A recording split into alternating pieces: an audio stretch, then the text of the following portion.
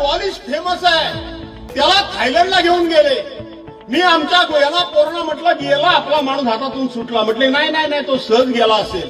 अरे म्हटलं नाही, आता मुंबईचा छमछम बार बंद झाला, तू काळजी करू नको, तुला थायलंडला मी घेऊन जातो असं सांगतील. थायलंडला घेऊन मुंबईचा छमछम बार तुम्हाला माहिती आहे का नाही? काय रे माझे गारटल्यासारखे काय बसले बाय, तुम्हाला दुःख झालं की काय तो बार बंद झाला म्हणून? नाही ना. आणि म्हणून आमच्या संतोषला घेऊन गेले, तू म्हटले काळजी करू नकोस, बार मध्ये आमचा बार बंद झाला, छमछम छमछम करायची तुझी सोय आम्ही तिकडे थायलंडला घेऊन करतो, त्याला तिकडे घेऊन गेलो. मुलगा निवडून आला होता, राज्यमंत्री होता. तुम्ही सुद्धा तुमचं आता झालं तरी सुद्धा तुमचा आत्मा तडमडतोय. पण 4 वेळा नाही 6 वेळा आमदार झालात, विनोदी पक्षनेते, काय विनोदीच ना, विनोदी पक्षनेता झालात, पर्यावरणाचे आमदार मंत्री झालात. पर्यावरणाचे मंत्री, पर्यावरण म्हणजे पर्यावरची, पयावन त्याचे मंत्री तुम्ही झालात. एवढं सगळं मिळाल्यानंतर तुमचं भाषण काय? उद्धव ठाकरे माझ्या पोराला संपवायला बसले, उद्धव ठाकरेंनी संपवायची सुपारी दिली, उद्धव ठाकरेंनी हे केलंय, उद्धव ठाकरेंनी ते केलंय.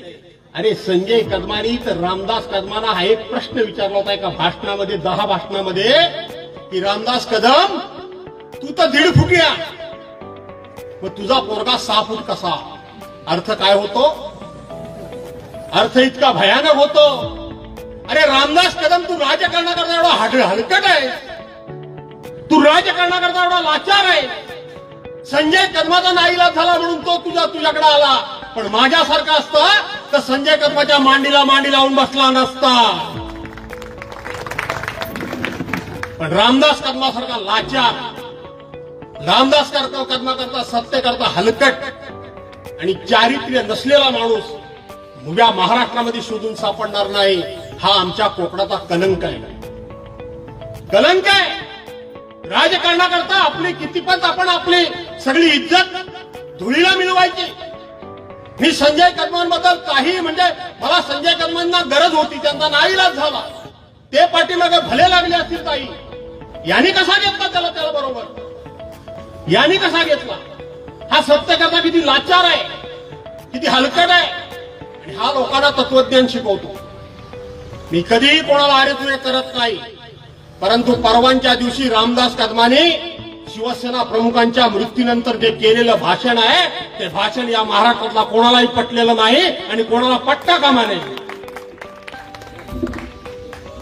अहो बशीरभाई, दुश्मनाचा जरी असेल एखादा विरोधकाचा आई वडील, तरी सुद्धा अशा प्रकारचे उच्चार तोंडातून निघता कामा नयेत. या मताचा माणूस मी आहे. विरोधी नेत्याचा कोणी जरी असला तरी असे उच्चार निघता कामा नयेत. पण हे विचार ज्या शिवसेना प्रमुखांनी यांना 6 वेळा आमदार केलं, काय लायकी होती तुमची? कोण तुम्ही? काय तुमची कुवत काय होती? तुमची विद्वत्ता काय होती? तुमचा अभ्यास काय होता?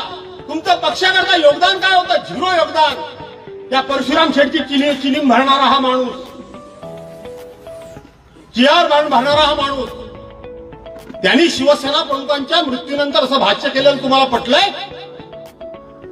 कशी जीव वळते कशी तुमची? वळता कामा नये. अशा पद्धतीनं हा माणूस कोणाचाही होणार नाही. हा माणूस आपल्या आई वडिलांचा नाही, हा माणूस शिवसेना प्रमुखांचा झाला नाही, हा माणूस त्या ठिकाणी उद्धव साहेबांचा झाला नाही. हा देवेंद्र फडणवीसवर काय काय बोलला होता आणि देवेंद्र फडणवीस याला विचारलं होतं, रे गाड्या तुझा पगार किती? ती क्लिप आहे, ऐका नाही. हा त्यांचा झाला नाही. अरे हा सख्या भावाचा झाला नाही. सख्या भावाला सुद्धा यांनी खोटे आरोप करून जेलमध्ये टाकला. राजेश पालकर, अरे तुमच्यासारख्यांचा तो कधी जिंदगीत होऊ शकत नाही. हा माणूस कोणाचा झाला नाही, तो कोणाचा होणार नाही, कार्यकर्त्यांचा झाला नाही, नात्या गोत्याचा झाला नाही, त्याला चारित्र्य नाही. अनेक गोष्टी सर्व लोकांना माहिती आहे, पण लोक बोलत नाहीत. शेवटी एक म्हण आहे, माहिती आहे का नाही? थोडं ह्या सभेत मी बोललं नाही पाहिजे, पण हगणारला लाज नसते, बघणारला असते. बरोबर ना? बघणारला असते म्हणून लोक बोलत नाहीत. असं समजू नका की तुमचं काय सगळं चारित्र्य आणि चरित्र लोकांना काय माहित नाही, अशातला भाग नाही.